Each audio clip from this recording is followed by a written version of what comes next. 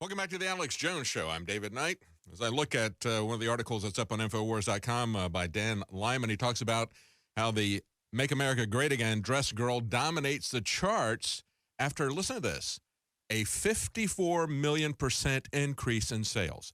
54 million%. Okay? Now, this is a 2014 album that she had.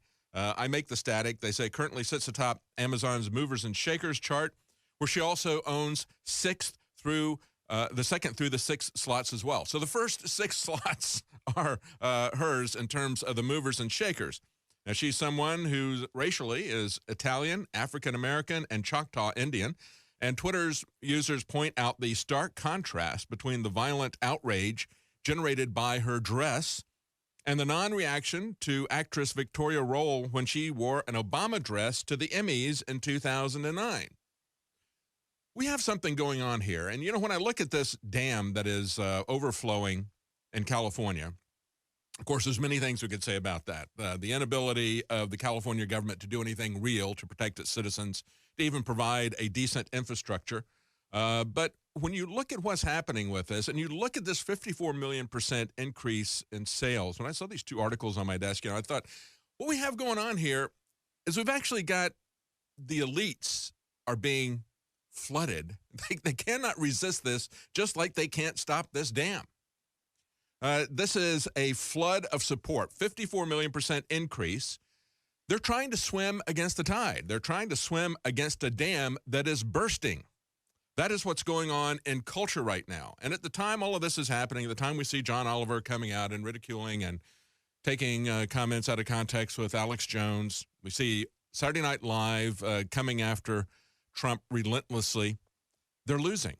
As a matter of fact, the New York Times, of all people, did a review, said Saturday Night Live targets Trump again with a hint of exhaustion. In other words, this is getting pretty tired.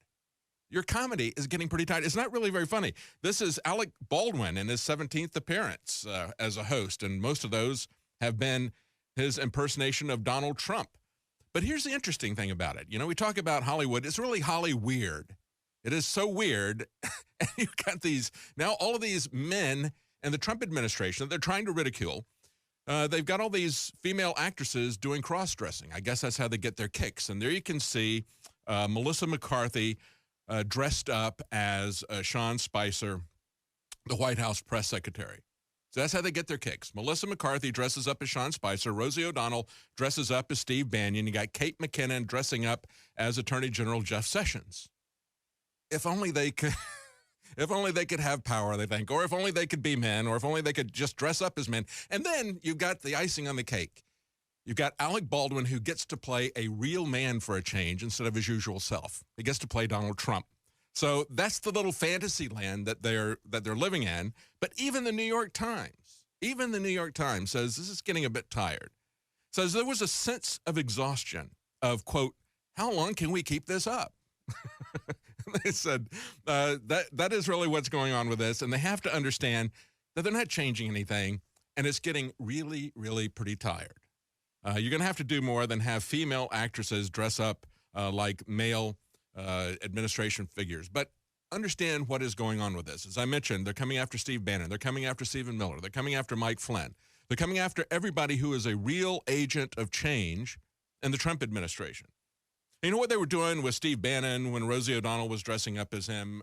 It was interesting because it all happened at about the same time. They put him on the magazine cover of Time magazine. They put him on there, he's the real power behind the throne. Then they put him on Saturday Night Live, and then they portray him as the Grim Reaper in Time magazine. What they're obviously trying to do is to say that he's the real power behind the throne and try to create friction and division within the administration.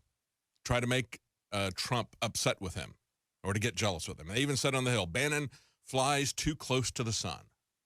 His wings are going to melt, I guess. They understand that Steve Bannon is the real threat to them. Steve Bannon understands, as I pointed out in the last segment, he really understands that we are at a turning point right now. And this is based on the work of Strauss and Howe, who did the fourth turning. They did some other generational things. As a matter of fact, they're the people who coined the term millennials. They have seen a generational cycle that has been repeated throughout American and English history for about 500 years. And now Europe is synced up with it and most of the rest of the world because we have a global communication cycle here. So this is a cycle that is synced up.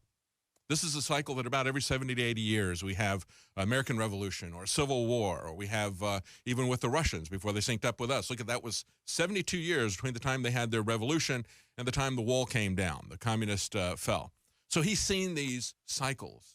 And Steve Bannon said, if we deliver on the promises we've made to the American people, who has created this flood like this dam in California, if we can deliver on those promises and harness that power, we will transform America for a generation. Stay with us. We'll be right back.